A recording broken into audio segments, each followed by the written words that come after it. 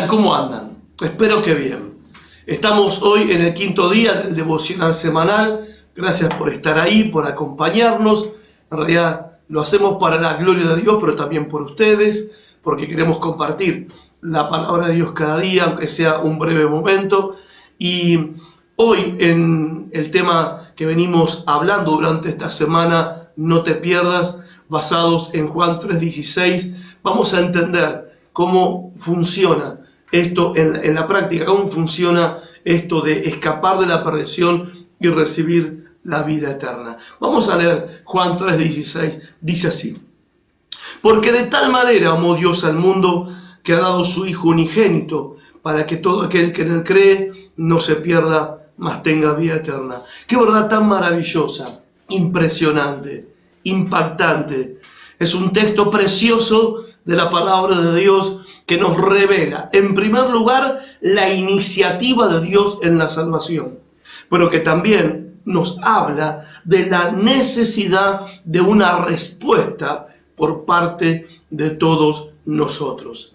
El proceso de salvación, entonces, tiene que ver con esto, con la iniciativa de Dios. Dios inició el proceso de salvación, Dios inicia, abre la puerta de la oportunidad de la salvación y nosotros tenemos que responder. Nosotros tenemos que dar una respuesta. La iniciativa, esto tiene que quedar claro, pertenece a Dios. Dios es el que inicia, Dios es el que ofrece, Dios es el que comenzó el proceso de salvación. La iniciativa le pertenece a Dios. Algunas veces se presenta el Evangelio como si Dios tuvo que haber sido convencido para salvar al hombre. Se lo presenta a Dios envuelto en su ira y en su enojo y en su furia en contra del pecador, o sea, exagerando, ¿sí?, este atributo de Dios que es la ira de Dios, su ira y su justicia, exagerando su justicia y su ira como un Dios clamando venganza por el pecador y deseoso de condenarlo y mandarlo al infierno, hasta que de repente aparece Jesús y se lo presenta a Jesús como alguien amoroso, bondadoso, perdonador, manso, que es verdad, pero que justamente Él tiene esas actitudes para convencer a Dios de no condenar a los hombres. Y entonces Él viene, nace de una virgen, vive una vida sin pecado, muere como inocente en la cruz del Calvario, resucita el tercer día entre los muertos, y entonces a Dios no le queda otra ahora que perdonar al ser humano en virtud de lo que su Hijo hizo en la cruz en favor de los hombres. Pero eso no es lo que enseña la Biblia, ese es otro evangelio.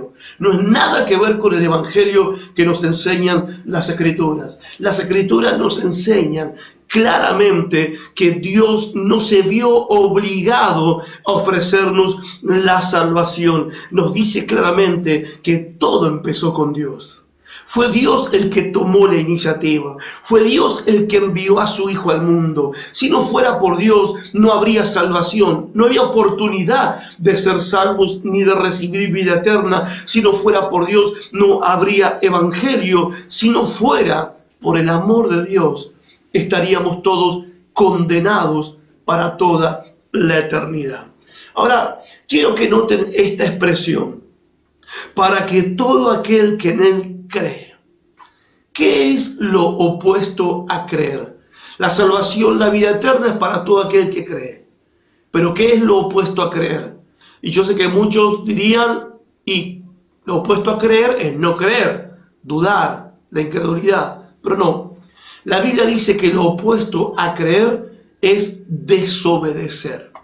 Lean conmigo Juan capítulo 3, versículo 36. Ahí en tu Biblia. Dice: el que cree en el Hijo tiene vida eterna, pero el que rehúsa o no quiere creer en el Hijo no verá la vida, sino que la ira de Dios está sobre él. Es claro el texto. En primer lugar nos dice: la salvación que Dios nos ofrece tiene una condición.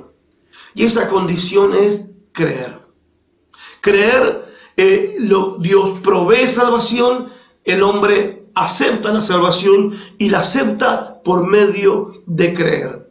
El hombre no puede salvarse a sí mismo y no puede hacer lo que Dios ha hecho en favor del hombre. El hombre no puede proveerse a sí mismo una forma, un camino de salvación. Y Dios no puede hacer lo que a nosotros, los seres humanos, nos toca hacer. Tenemos que hacer, aceptar su salvación.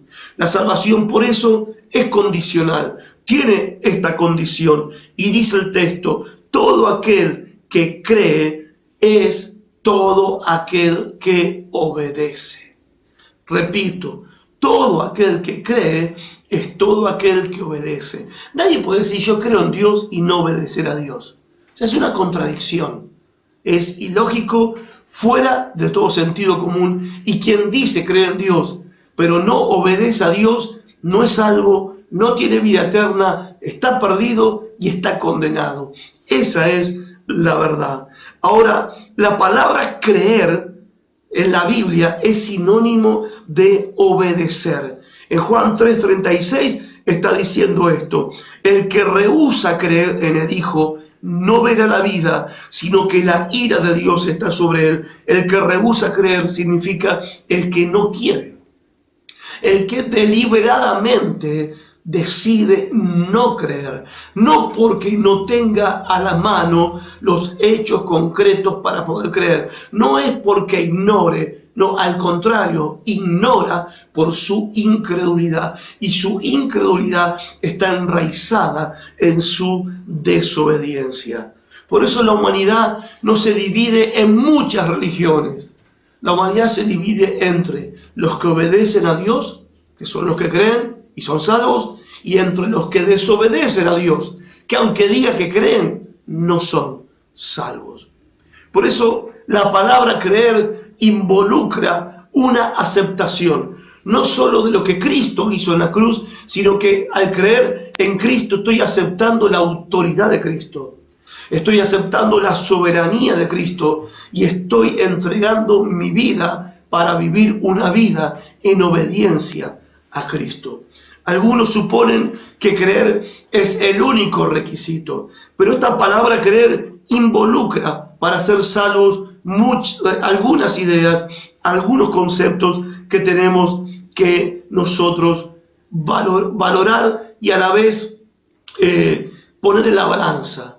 Cristo nunca dijo que creer era fácil, ni tampoco dijo que, bueno, seguime y después vemos y después charlamos, sino que Cristo siempre dejó en claro a los que lo querían seguir cuál era el costo de seguir a Cristo y ser un verdadero discípulo. Cosa que en la Biblia ser discípulo y ser creyente es exactamente lo mismo.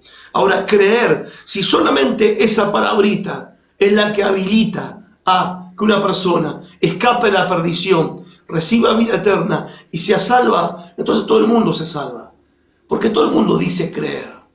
Pero no es una sola palabrita. Y te voy a dar varios ejemplos. Por ejemplo, Juan 5:25 dice: los que oyeren vivirán. Pregunto, ¿oír entonces alcanza para ser salvo y recibir vida eterna?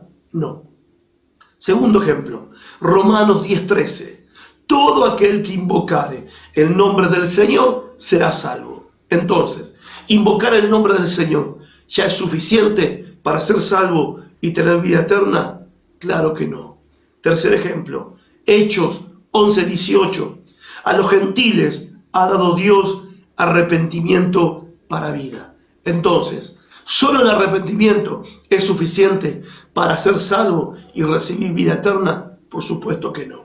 Romanos 10:10. Con la boca se confiesa para salvación. Entonces, solamente decirlo, confesarlo con la boca, ¿eso alcanza para ser salvo y tener vida eterna? No. Y por último, 1 Pedro 3:21, hablando del bautismo, el bautismo que nos salva.